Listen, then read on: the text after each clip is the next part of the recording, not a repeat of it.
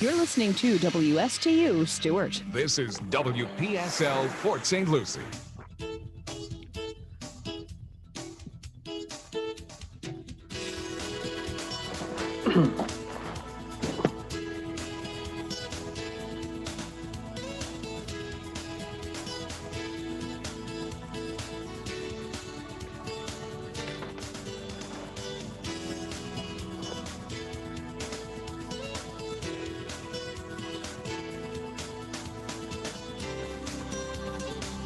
Well, a very pleasant good evening and welcome to Small Biz Florida with Tom and Katie.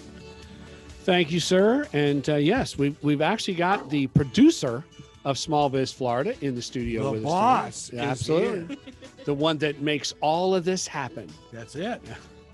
Miss Katie Muldoon, welcome to the show, Katie. Loving the kudos. Thanks, That's guys. right. And I want to welcome everyone to another segment and installment of Small Biz Florida, the broadcast and podcast. It's all things business across the Treasure Coast and the entire state of Florida. Small Biz Florida is brought to you by the Florida Small Business Development Center Network and is produced by the FSBDC at Indian River State College. Small Biz Florida is designed and produced to highlight and promote business assistance resources, celebrate entrepreneurial success, present best practices, and most importantly, provide timely business information for Florida's small business community. I am Tom Kindred, and I am your host of Small Biz Florida and former small business owner and operator. I feel your pain, that's for sure. So, this is Small You Biz still Florida. do? Listen, you never stop feeling the pain That's true. of small business ownership. It's always there. It's like it's like a bad dream that just you live with every day. It's a nightmare. Yeah. Hey, listen, It can be. but listen, the Treasure Coast is full of very smart, savvy, incredible, resilient business owners and operators. And you know what? I'm just happy to see them out there doing their thing in small business. And hopefully there's a little light at the end of the tunnel, maybe. And so anyway, we'll, we're going to keep hanging in there and do what we do at the SBDC to provide support and resources.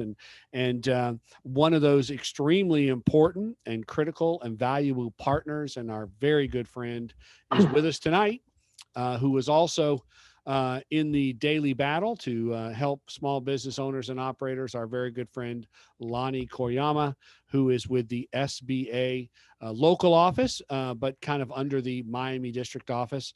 Lonnie, welcome to Small Biz Florida. Thank you, Tom. Thanks for having me. Listen, we love having you, Lonnie. You guys hosted you and Vince Lepresti, who also serves in the Fort Pierce SBA office. You guys did a great job today with an SBA update. Very appreciated with all the stakeholders and partners across the Treasure Coast. We Ventures, the Women Business Center, SCORE. So a lot of great resources that all really fall under you and the SBA. So we appreciate what you did for us today in the update meeting. Thank you, Tom. I think it was a very productive meeting. Yep, absolutely. So looking forward to our conversation with Lonnie. There's an awful lot going on. I mean, goodness gracious, PPP, EIDL, SBDCs, SCORE. We got all kinds of acronyms going on tonight, but they're all good, and they're all out there to help small businesses. So Greg, I guess we'll start as we always do. Everything all right in your world? Oh, yeah. Yeah. Okay. Undefeated in my undefeated world. That's right. You are the voice of Pioneer basketball. So yes. 6-0, Charlie Wilson's club. Of course, Nice. He got his 100th victory just a Good few Lord. games How long has he ago. been there? Well, that's 5 full seasons. Wow. Unfortunately, he can't get 20 this year because we're not going to play 20. But Wow. it's amazing we've done what we've done. It's normally when we play Palm Beach, the place is rocking. And I was all by myself where the stands normally are. Wow. And they isolated me away from the bench. And then, back home last night, it was great. The fans were across the way having a good time. Other athletes. It was fun. We're going to be over early tip, 12 noon Saturday against the number 15 team in the USA. We're number 16. Wow. Right behind Florida Southwestern. So, Nice. yeah. So good year. 12 noon on Saturday. 12 noon and I then will stop by. right at this is No. over in Fort Myers. Oh, if you're in Fort Myers, no, I will not be in Fort Myers. please stop by. When do we play at home again? Do you know? Monday night Monday against night. Game Okay. Changers All at right. 5:30. Yep. All right. Okay. Beautiful. And tomorrow, I think at 1 p.m., big day at the ball field on campus.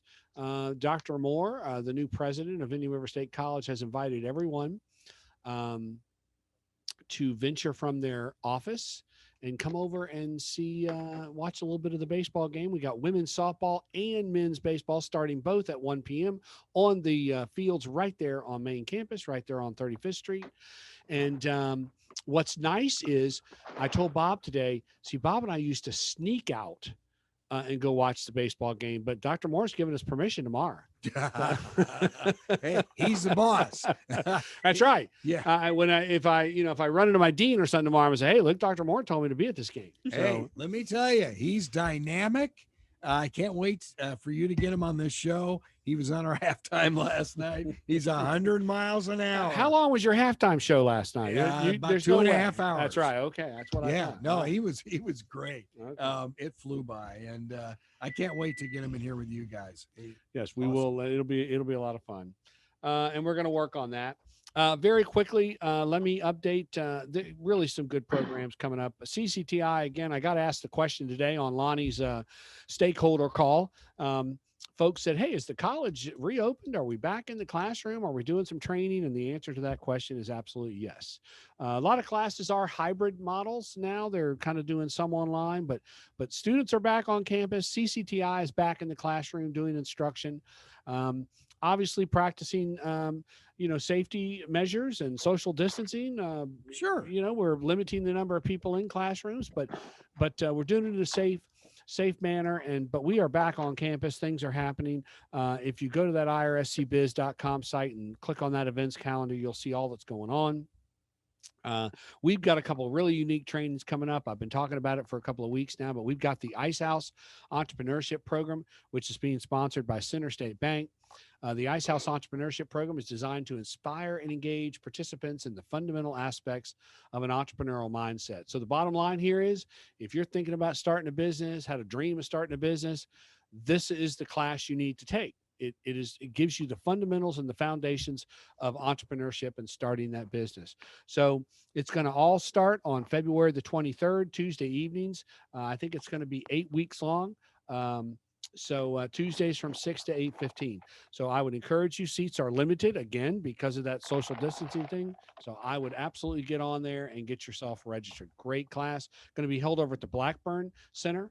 Right here in Fort Pierce. Right across the street. Right across the street. So I got that coming up. Want to remind everybody that Indian River County, we had Helene on last week, the executive director for the EDC in Indian River County. The Indian River County County Commission reauthorized some additional funds for the Small Business Recovery Grant Program up in Indian River County. I think they put another $1.5 million in this program. Nice. Yes. So it kept Katie and I in work. We were looking for something to do. Oh yeah.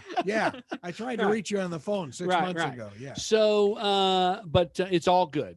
We're happy they listen. Awesome. Visionary thinkers up there in Indian River County. Great group of county commissioners. They recognize the importance of supporting the small business community. So they have extended the small business grant program up in Indian River County. You can find that application at the irscbiz.com site. Click on the SBDC link, and the application's in our link there.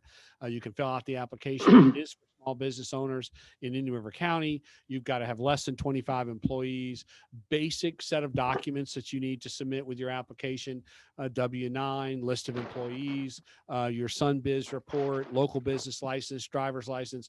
Again, pretty straightforward stuff, but an incredible grant program up to $10,000. And it's a grant, not a loan. You don't pay this back.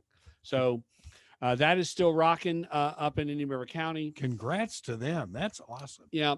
And then we've got the Florida International Trade Expo brought to you by Enterprise Florida. That's going to take place March the 16th through the 18th. It's going to be all virtual.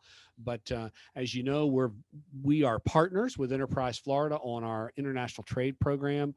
Emily McHugh, our international trade specialist, does an incredible job with a program really designed for small manufacturers, where she helps them create an export marketing plan.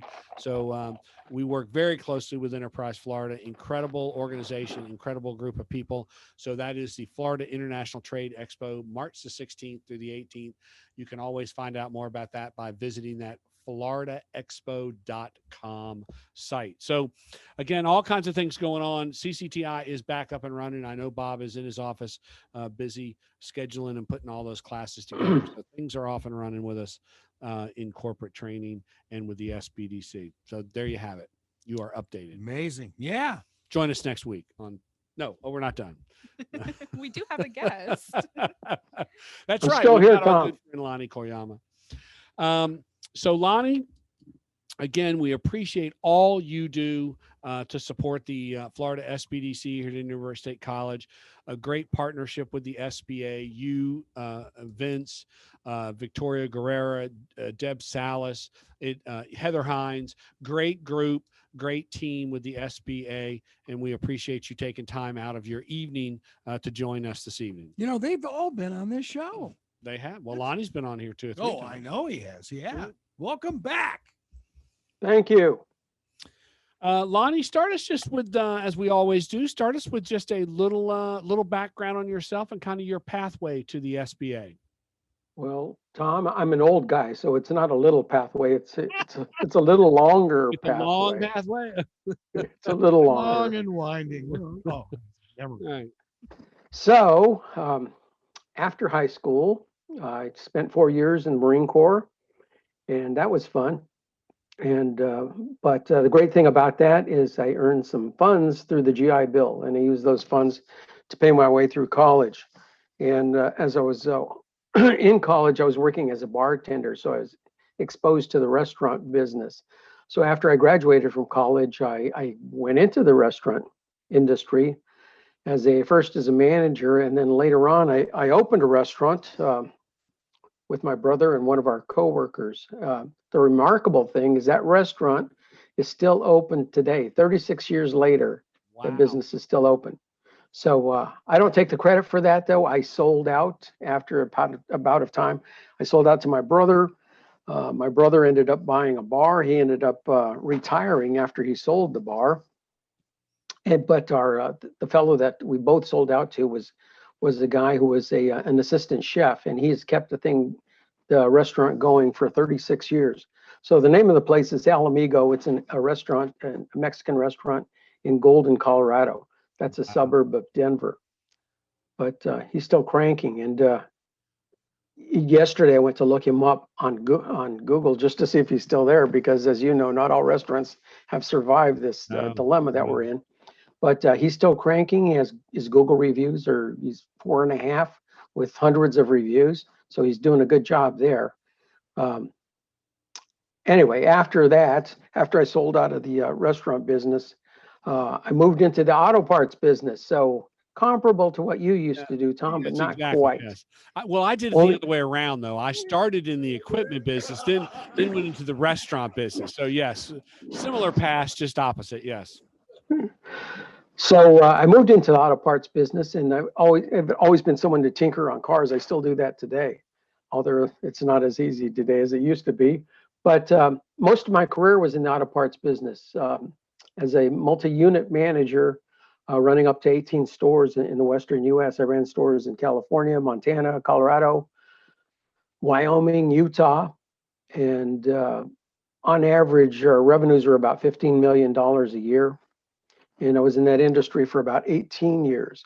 One of the good things that relates to what I do now is that each of those stores, most of them were either in their own little towns or in their own part of a city. So it was very comparable to running a small business.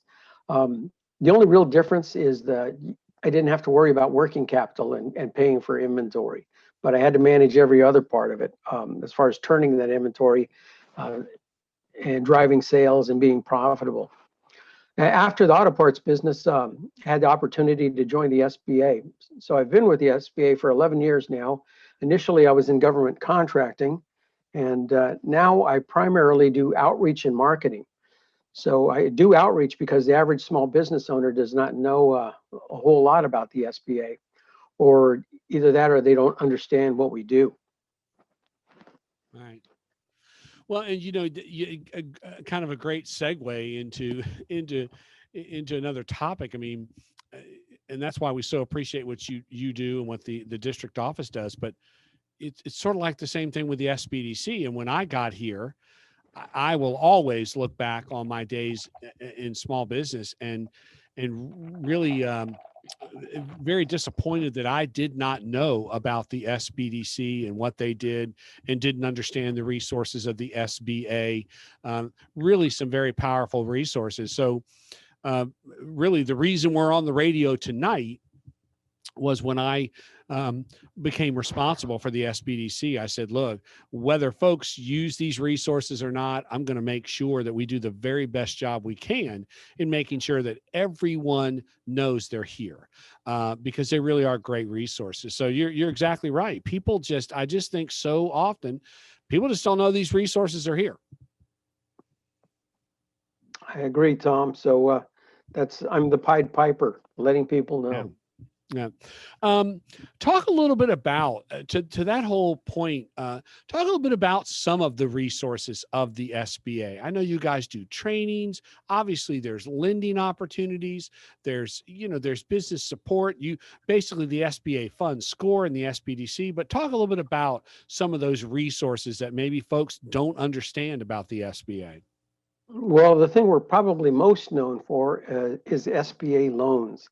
And so when people hear that term, they think the SBA loans money, but it's a loan guarantee program. So the way that works, the good news is just about every bank in the state of Florida is involved in that program. So that's a good thing. So for most small businesses, the way it works is you go talk to your banker or the lender at your bank, and you talk to them about an SBA loan, and you do the application, but it's really up to the bank to decide whether to use a conventional loan or an SBA loan. And so if your financial situation is strong enough, they would probably go with a conventional loan. And but if your situation is a little riskier, then they would use the SBA guarantee. The SBA guarantee is up to 90% of the loan. And we have two primary programs for that. One is called a 7A loan. That's the most common loan. So that loan is up to $5 million. The guarantee is up to 90%. So what I mean by a guarantee, the SBA is co-signing on that loan for you.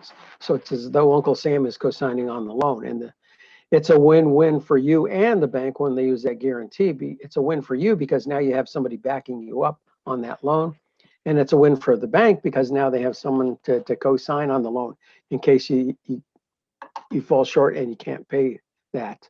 So the uses of the funds for a 7A loan, it's typically for short. It can be used for both short and long-term working capital. You can use it to refinance current business debt. You can use it to purchase furniture, fixtures, and supplies. Another common loan we have is called a 504 loan. So that loan is also up to $5 million, but the terms on that one can be longer. So typically terms on that loan is going to be 10 years or 20 years. And 20-year loan can be a really nice thing from a working capital perspective. Just it gives you more freedom, so you don't have to worry about that big payment every month. And the 504 loan is typically used for real estate, such as buying a building or land or building a new facility. It can also be used for long-term machinery and equipment. Another common loan out there that we're involved with is a micro loan. So there are 3 different micro lenders in our area that the loans are typically from $5,000 to $50,000, and they're unsecured loans, which means you wouldn't have to, there's no collateral involved. One of the downsides is the interest rates are typically going to be higher, though. Typically, the interest rates are going to be between 8 and 13%. So it's not cheap money. However, it's much cheaper than credit cards, which is how a lot of folks get started Right. when they first borrow some funds, or Right. actually they use the credit card as their bank, Correct. which isn't.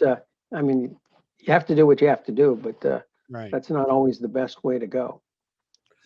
And actually within your office here along the Treasure Coast, you've actually got a counterpart, Vince Lopresti, and he sort of serves as the finance or the lending person, does he not? He will offer assistance to folks looking for the loans, and sort of what role does he play in all that?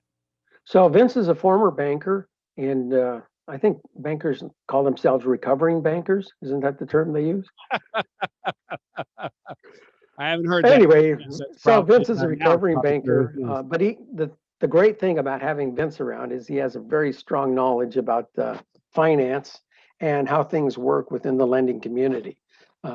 So just about every day, someone hits me with something that I don't know the answer to, and I don't want to give them the wrong answer. So that's when I farm those questions out to Vince. So yeah, he's a great resource to have from a financial perspective or for lending. Yeah. And to talk to us now, of course, the big news, obviously, during COVID was the CARES Act. And part of the CARES Act, round one, I think is how folks refer to it, kind of round one, was the PPP and the EIDL loans. That round one basically took place in 2020. Did you rattle off some statistics today? I mean, the numbers are quite shocking, and I mean, they really are strong in the state of Florida. I think I heard you say Florida was the number 2 PPP and EIDL lender in the country. That's right. Yeah. And I do have some of the numbers. I don't have all the numbers I had earlier today, but I just wanted you to know, Lonnie, I paid attention today. You weren't Good. sleeping? I was not Good. sleeping on Wow. that Zoom call. Oh my. So yeah, just hit us with a couple of those stats if you've got a couple of them, but that one I absolutely remember. And we were number 2, I guess, to either Texas or California. Was that California. okay? All right. Wow. So as you know, there's a new round of PPP, and it's been very active. So since it opened not long ago, there have been 1.3 million PPP loans since January 11th, a total of $101 billion. That's in the new round of PPP nationally. So the totals for both the first round and second round through February 7th, 6.4 million PPP loans nationally, $623 billion. So well over $500 billion has gone out to small businesses through the PPP program. As far as economic injury disaster loans nationally, there have been over 16 million applications received. Close to 4 million loans have been approved. Over $200 billion in economic injury disaster loans. In the state of Florida, these are old numbers, unfortunately. I don't have, these are about a month and a half old. But in Florida, there have been 211,000 economic injury disaster loans or EIDL loans, $11.6 billion. So as you mentioned earlier, the state of Florida is both number 2 in both EIDL loans and PPP. And that can be taken 2 ways. One, maybe it's a negative because of the need. Right. But the good thing is that I think we, meaning the SBA, the SPDC, all of our partners out there, the chambers, I think everyone has done an excellent job of getting the word out so that there are so many businesses that are participating. One of the things that I get to see is I get to see who all the money goes to. And so in the little town where I live, it seems like every small business in the town where I live has a PPP loan. As long as you follow the rules related to the PPP program, that money's forgiven. So it's almost like a grant. And the purpose of it is to pay for payroll. And you and I are both former business owners, Tom, and we know that payroll is for most small businesses, that is your number one Right. expense.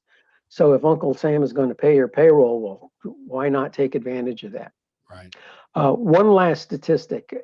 During the peak, the economic injury disaster loan applications were coming in at 125,000 per day to the SBA, which is a huge number. So, well, say that one more. 125,000 a day. 125,000 applications per day, Wow. which is a phenomenal number. So, Katie take all those? what's that? Did Katie take all those? It seems like we did. Yes. Well, and again, Lonnie, to your point, I think you're absolutely right. I think again, from our vantage point here along the Treasure Coast, I mean, we had some great partners. I mean, I can't say enough about Center State Bank. I can't say enough about Marine Bank and Trust in Vero Beach. I mean, those two really standout banks. I mean, got out there, got in the trenches with small business owners and helped them get those PPP loans. I think you're absolutely right. I think a lot of it had to do with the support.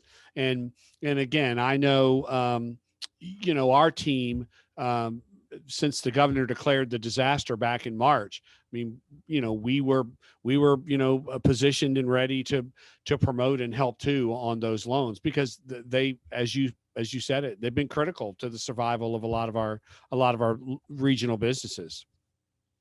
I hear that almost daily from people telling me how the PPP saved their business.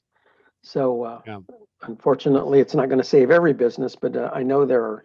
But when this is all said and done, there will be millions of businesses that were saved because of it. Yeah. Now there's a second round that kicked off this year. We've been told that the second round of PPP and EIDLs kind of end March the 31st. Is that what you're hearing? That's true for the PPP, but not for the economic injury disaster loans. Okay. Congress pushed back to December 31st, 2021. All right. So we've got until 12/31 to get an EIDL. Right. All right. Nice. But I wouldn't wait. I would not wait on that. And that is a loan, not a grant. The EIDL is a loan, Lonnie? Yeah. It is a loan. It's a 3.75% interest. Terms are usually around 30 years. And some folks are surprised by the 30-year term. But the reason is, well, we want to make it so that it doesn't kill you every month to make that monthly payment. Sure. So you could pay it off early if you'd like to. There's no prepayment penalty. Yeah, no, and as I've talked to folks through the last year, and they'd ask about the EIDL loan. I mean, I would always advise our clients, look, that's a good loan. Those are good terms. If you can get an EIDL, that's good working capital loan for your business. Is that a fair statement, Lonnie?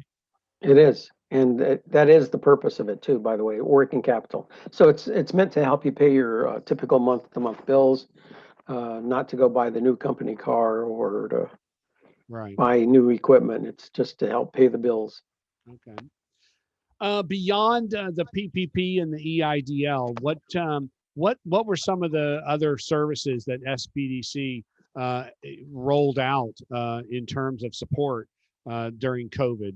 Were there anything unique beyond what your normal services were? I don't have the exact numbers and how it worked, but I know that the SBA has paid. Earlier, I was talking about SBA guaranteed loans. Right. And I know for folks who already had an SBA guaranteed loan, under certain criteria, the SBA paid, I believe it was 6 months of your loan payments, which is substantial.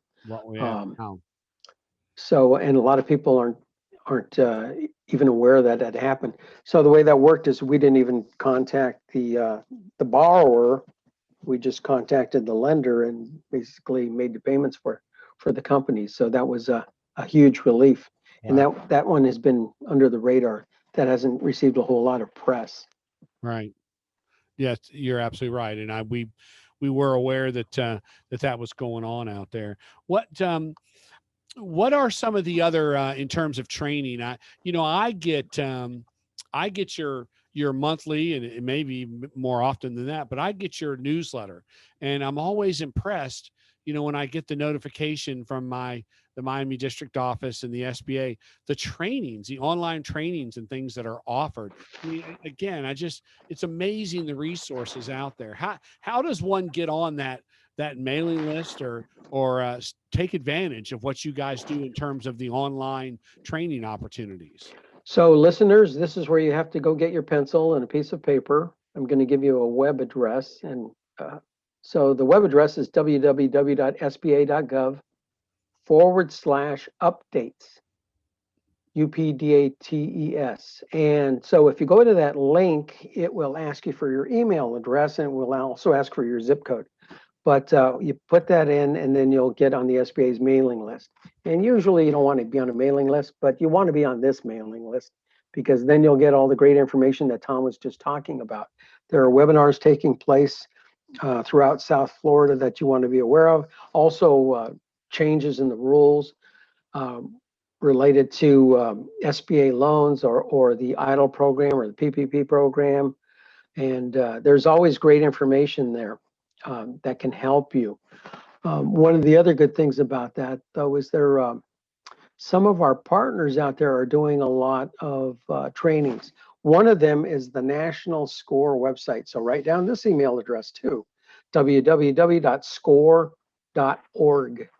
And if you go to that link and click on workshops, you will find both live webinars. I was on one today, as a matter of fact. It was about Google and how to set yourself up on Google.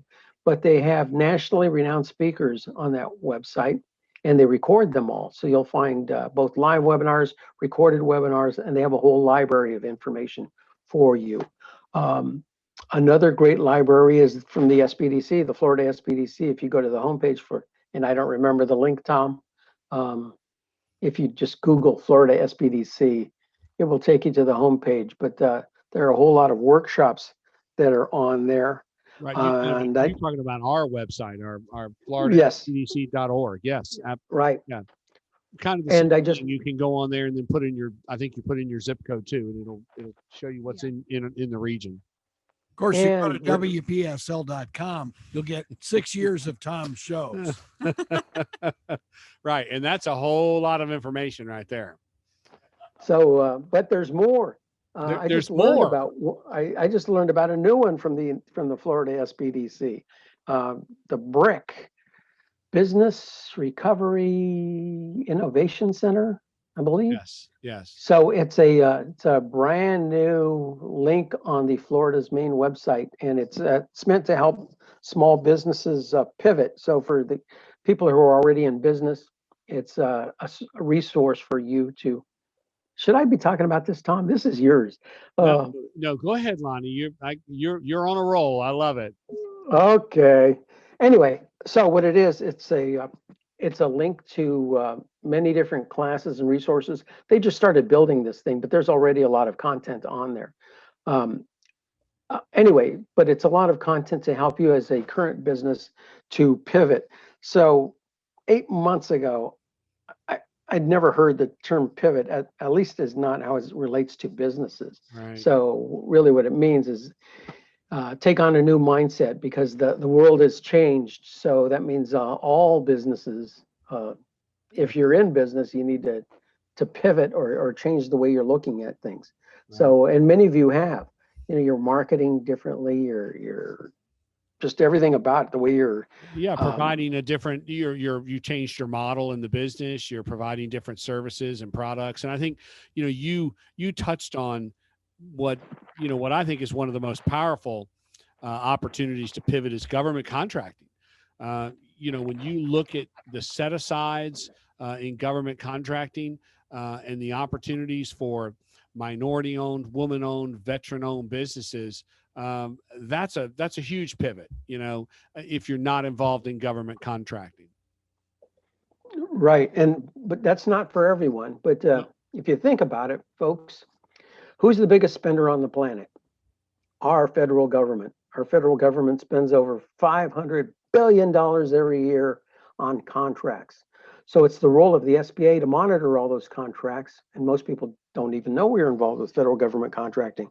But we have folks that look at every single contract that comes out, and they ensure that as many as possible go to small businesses. So, and roughly 25, the goal is for 23% of all contracts to go to small businesses, but they actually hit that goal for the last 2 years. And there are other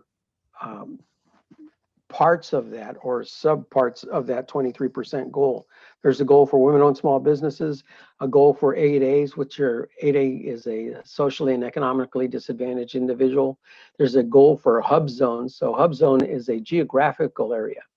So it's typically an area that's economically depressed. It's areas where the unemployment rate is higher and the average income is lower than the state averages. So those are all based on census tracts, but there are contracts that are set aside for them.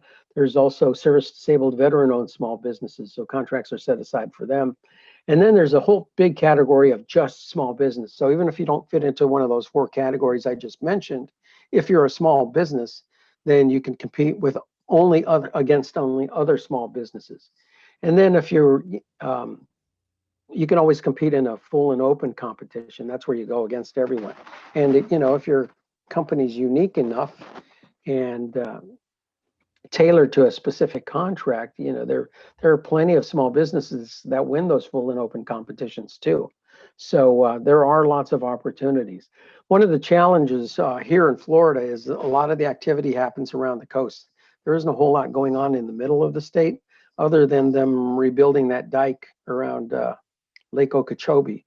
So that particular contract to rebuild the dike is done with the Army Corps of Civil Engineers. I think I said that right. Anyway, I'm sure that's over $1 billion contract in and of itself. So even with those larger contracts, there are these things called subcontracting plans, where the big contractor has to they have to subcontract a good portion of that bigger contract to small businesses. That's a requirement for every single one of those larger contracts. So you're right, Tom. Federal government contracting can potentially be a way to or a new market for some of you. It's not for everyone. You really have to do some market research to ensure that Uncle Sam is buying your product or service, just like you do when you first started your business. Hopefully you did market research to make sure that there was a market for your product. So it's the same thing. I got an idea for you, Tom. Yes. Brisket on the go for all military installations. What do you think? I like where you're going with that. Yes. The problem with me and brisket is I usually eat all the profits. Oh, yeah, that too. And you're right. Government contracting is not for everyone, but that's where the PTAC specialist within the SBDC comes in. We've got an incredible PTAC specialist, Scotty Wilson. And to your point, Lonnie, Scotty first makes sure that before he cuts anybody loose out there in the world of government contracting, that they have done their homework, that they understand the requirements needed to be a government contractor, and that they've got the wherewithal, the inventory, the capital. And I guess the most important thing is, are they in the kind of business that can take advantage of government set-asides and government contracting? So you're absolutely right. It's not just something you just turn on today, but if you're in the right industry, the right sector, and you've got the right business with the right resources, it can be very lucrative, government contracting. Yes, it can. So talk again, kind of as we wind down here on what you do, talk a little bit about how the state is divided up. Lonnie, you work under what's called the Miami District Office, if I'm saying that right, and the state is divided into a couple of districts. Is that how it works? We have the North Florida District Office, which is based in Jacksonville, and then the South Florida District Office, which is based in Miami. And so the border is right underneath Orlando. So it's between Orlando and Osceola County. So Orlando's Orange County, Osceola County is part of South Florida. But Tampa is part of South Florida too. So since Tampa won the Super Bowl, I guess we're now the host of the World Champion That's right. That's right. Your district office is actually the host of the Super Bowl champions. Now, and then there's local offices like you and Vince operate across the state of Florida. Are there not? Yes, so we have one in Fort Pierce, and we have another one in Tampa, and there is an office in Orlando, but that's part of the North Florida district office. But a lot of times people cross borders, and it doesn't matter. I get calls from all over. I Right. get calls from out of state, and no matter who calls me, I'm going to help them. Right. So that's what I get paid to do. So it doesn't really matter. One of the great things is most of the programs that we have are available in other places. But Florida has always been very active from a business perspective. So we do have a lot of resources here. Another resource that I didn't mention that hasn't come up is the Veterans Business Outreach Center, also known as a VBOC. So even though there's only one of them, and they're up in the panhandle of Florida, they're up in Panama City. But if you're a veteran, look them up, vboc.org. And their sweet spot, if you will, is helping pre-ventures. So there is helping veterans who, before they get started in business, so they help them to get set up so they will be successful in business. But I learned that the Florida VBOC was the very first VBOC in the country, and now there are about 20 of them. So so that's a good thing. That's a great resource. Yes. You taught me something tonight. We'll write that down. That's a good one. I'm only good for one thing every year, Tom. So that was the one thing. All right. And again, the Miami district office has its own team of people. I know Deb Salas serves as a lending specialist out of the Miami office.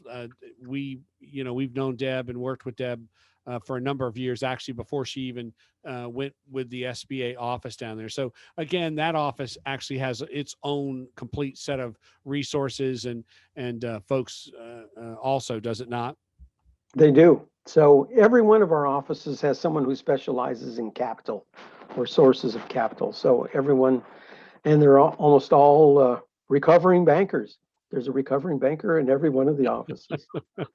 But the other thing we have is we have contracting specialists in every one of our offices too. So the term we use is business opportunity specialist, but most of them are former contracting officers, so they have very strong knowledge about how federal government contracting works. So we have those in every one of our offices too. And then we have marketing specialists, someone who goes out and does outreach. That's what I do, just basically to be the Pied Piper to all the chambers out there and economic development groups and all the small businesses. And back in the good old days, pre-COVID, you actually taught a few seminars and workshops for us, did you not? I did, and I still do a lot of webinars and workshops. One of the great things about my background is that, well, because of my background, I've been able to do some classes that some of my peers can't do. I do one on sales and how to sell. I do one on financial management. I do another one on process improvement, which is kind of a dry topic, but yet it's still so important in that businesses can save a lot of money just by doing things more efficiently. Right. And not having to redo work and not having defects in what they do and having to eat all that because of putting out bad product. Nice. All right, Lonnie, real quick before we let you go, how does one get in touch? I want to ask this real quickly. Are there any 800 numbers or websites when people, you can imagine when people kind of get stuck in the process with an EIDL or or PPP, are there some general helplines out there for that? That would be, let me give you Vince Lopresti's home number. Yeah. Good job. That's the one I use when they call my line. That's it. Good job. Yes. No, that's give me a second. I'm going to look up the email address to the South Florida District Office is one go-to place. I already gave you the link for SBA. the updates, Right. sba.gov/updates. So that's an excellent resource. Okay. And Well, that's all right. They can always go to that sba.gov. That's an incredible website just all by itself. It's a very robust website with all kinds of links and information in there. And as you know, we're serving kind of as the go-between. If folks do have an issue, they get kind of stalled. They need information about it. They've been writing us, and we've been contacting you and Deb and your office and Vince, and we've been getting answers back to people on status, EIDL statuses.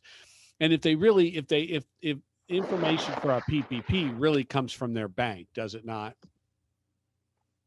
it does. They're going to be doing the loan through the bank. It's not PPP isn't done through the SBA. It's done through their bank. Okay. I did find that email address though. Go ahead. So the email address, folks, is South Florida, all one word, South Florida _ DO for district office @ SBA.gov. So once again, South Florida, all one word, _ DO @ SBA.gov. So when you send an email to that email address, be sure to put in lots of content about what you're looking for. Make sure it's very detailed so that we can route that email to the right person and you can get a quick response. Sometimes we get the emails that are a little vague and then we have to do some back and forth, and that really slows things down for you. Another really great link is our website, www.sba.gov. And I think it's an excellent website. And I'm not just saying that because I work for the SBA, but I encourage all of you to go look at that. There's so much content there on so many different topics, regardless of where you are in business, whether you've been in business for a very long time or whether you're a startup or whether you need help with a disaster loan or a loan through a bank. There's lots of really good content there. Okay. All right, Lonnie. I cannot thank you enough for taking time out of your evening to join us tonight. Lots of great information. What an incredible resource. Our very own SBA office right here, located along the Treasure Coast. Mr. Lonnie Koyama and Vince Lopresti. We do appreciate your support and all you do. So with that, we will let you go, Lonnie, and we will certainly be communicating in the very near future. Thank you for all you do for Treasure Coast Small Business. Thank you, Katie and Tom. Thank you for having me on tonight. Absolutely. And I'm sure your ratings, they must have gone up. They're I'm sure they did. skyrocketing as we speak. Yes. Thank you, Lonnie. Good night. So Katie, real quick, in our few moments we have left, I want to start with rattle off a little bit. We did get some CARES Act supplemental funding for our center, which allowed us to really almost double the number of consultants we have available. Talk a little bit about our new additions to the team. Right. So we have 7 new additions, 8 if you count the staff member that we hired as well. We do have kind of like an assistant for me, which I'm very excited about, Yes. Miss Linda Gonzalez. Under our CARES Act supplemental funding, we now have Miss Leanna Haig, a digital media marketing specialist, Clifton Bond, general overall business. Tom Epsky is a great HR representative, and he does a lot of trainings with CCTI. He's been on the show a couple times, so Tom's a really great resource for us. Marcus Koya, really big into entrepreneurship and technology. John Coleman is a finance guy. He's been making waves in Okeechobee County. Great work. Yep. Brian Dappolo is good at strategic planning. He's going to be helping us with our podcast as well coming up. And then our most recent addition, Mr. Bill West, who is into capital access, and he was on the show, I believe, last week. He's one of those recovering bankers. One of those recovering bankers. Yes. Yes. Yes. And if someone wants to set up a meeting to have a conversation with one of these consultants, how do they get to you, Katie? Right. So you can reach me at our main line, 772-336-6285. Again, that's 772-336-6285, or shoot us an email at F as in Florida, fsbdc@irsc.edu. And I also do want to put out there our Facebook tag, which is at Florida SBDC at IRSC. You can get all those updates and all those links that Lonnie was talking about tonight. I'll be sure they're posted on there tomorrow. And we've had a couple updates about the PPP and a couple webinars that Lonnie has actually led posted on our page as well. So that's a great resource for our listeners to make sure you go follow that. So same thing about Lonnie's update. You do a monthly update. Could somebody get on our mailing list to get our update? A lot of good information now in those updates about PPPs, EIDLs, grants. How could somebody get on our mailing list? So you can put your information in on our website, the irscbiz.com website. You go to the SBDC logo, learn a little bit more about us. There's a request for consulting link on there. If you're not already a client of ours, you fill that out and then you automatically get put into our email list. You can also shoot me an email at fsbdc@irsc.edu and I can add you to our mailing list, or just give me a call. Okay. We've got a brand new issue of Treasure Coast Business Magazine that should probably be on the streets any day. Lots of good information in there. 2 full linked articles, one about PPP, one about EIDL, and then there's all kinds of best practices articles. There's some, again, some articles about dealing, kind of to the word pivoting from the COVID. And one thing I want to pitch to, now is a great time for a business to kind of take 8 hours, out of the week and talk about maybe doing an update of your business plan, your strategic plan. And we've got 2 great strategic planning facilitators and moderators, Tom Epsky and Brian DePella, who would love to lead a planning session for your organization. So keep that in mind too. So again, Katie, email and phone number as we close up. 772-336-6285 and the email address is fsbdc@irsc.edu. You can just address it to me. All right. Katie, thank you so much for all you do to put this show together. Katie Muldoon serves as our executive producer of Small Biz Florida, the podcast and broadcast. It's all things business across the state of Florida. Thank you for all that.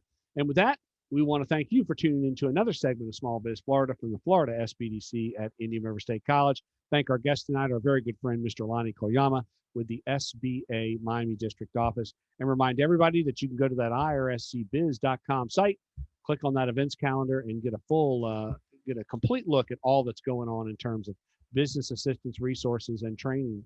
With that, thank you, Greg, for another good evening here in the studio, and we'll talk to everyone next Thursday on Small Biz Florida.